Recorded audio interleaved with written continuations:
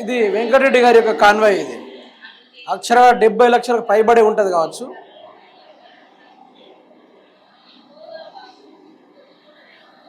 ఏదో సినిమా అయితే కావలేదు ఇక్కడ. ఈ సినిమా అయితే కాదు, నేను చెప్తా ఒకసారి చూడండి. ఇది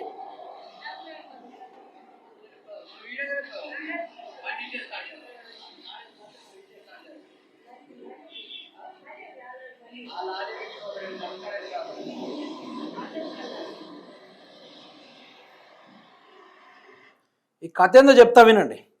వడ్ల కొనుగోలు యొక్క వ్యవహారంలో తెలంగాణ రాష్ట్ర మంత్రివర్గ వాళ్ళందరూ కలిసి వడ్ల కొనుగోలు వ్యవహారాలు విత్ బందోబస్తులు పోయిరట. ఎన్ని కార్లతో తెలుసా? 60 కార్లతోటి 60 కాన్వాయ్లతోటి అడిగి పోయిరట. పోయి వడ్ల కొనుగోలు వ్యవహారాన్ని పరిశీలించారట. అక్కడ ముందస్తుగానే కాంగ్రెస్ కార్యకర్తలను పెట్టి వడ్ల కొనుగోలు మంచిగా జరుగుతుందా, డబ్బులు తొందరగా పడుతున్నాయా అని చెప్పేసి అడుగుతున్న వ్యవహారాలు కూడా మనం చూస్తూ ఉన్నాం.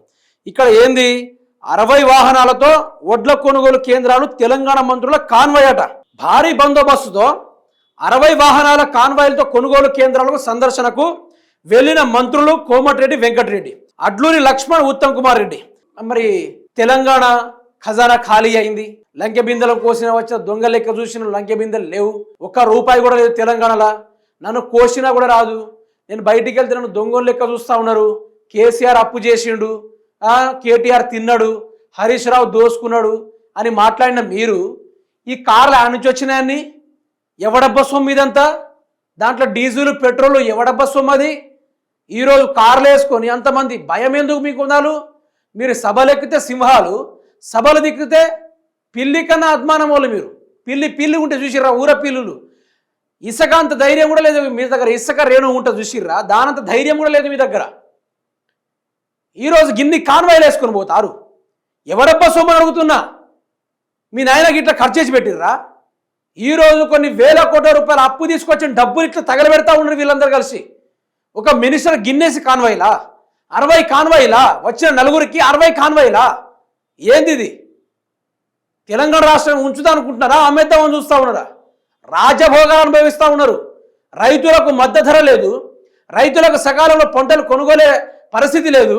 అరే, మన రైతుల దగ్గర పోతే సినిమా రేంజ్లో పోవాలి, ఊరోళ్ళందరూ షాక్ కావాలి, మనం ఒక మంచి బోయపాటి సినిమా రేంజ్లో పోవాలని చెప్పేసి వీళ్ళు మంత్రాలు జరుపుకున్నారు. వెంకటరెడ్డి, కోమటిరెడ్డి, పొంగులేటి, అడ్లూరి లక్ష్మణ్, తుమ్మల నాగేశ్వరరావు.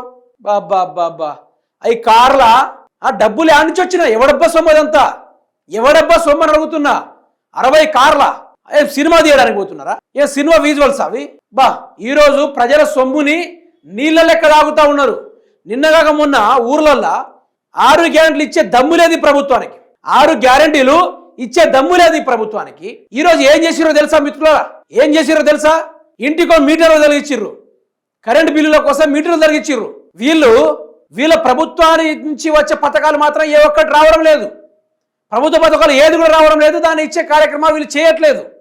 కానీ ప్రభుత్వానికి డబ్బులు పోయే, పన్నులు పోయే ఏ విషయాలు అయితే ఉంటాయో, ఇంటి పన్ను కానీ, కరెంటు పన్ను కానీ, నల్ల పన్ను కానీ, వాటిని మాత్రం బిగించేస్తూ ఉన్నారు.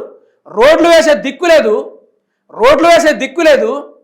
ఈరోజు ఏం చేశారు వీళ్ళంతా?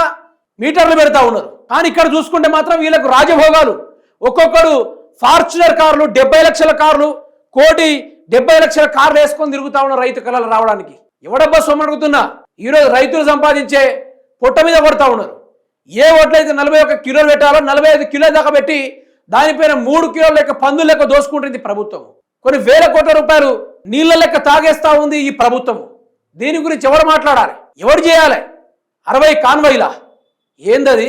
ఏంది మిత్రులారా? అది ఘోరం కదా, పరిస్థితి ఘోరం కదా. యావత్ తెలంగాణ రాష్ట్రం ముక్కు మీద వేలు పెట్టుకొని ఆశ్చర్యపోయే విధంగా చేస్తా ఉంది ఈరోజు. ఇంత ఘోరం దేనికోసం అడుగుతున్నా? ఒడ్లు కొనడానికి ఒక్కొక్క ఏరియాలో ఒడ్ల కొనుగోలు లేదు, లారీల సకాలం రావడం లేదు, గోనె సంచుల సకాలం రావడం లేదు.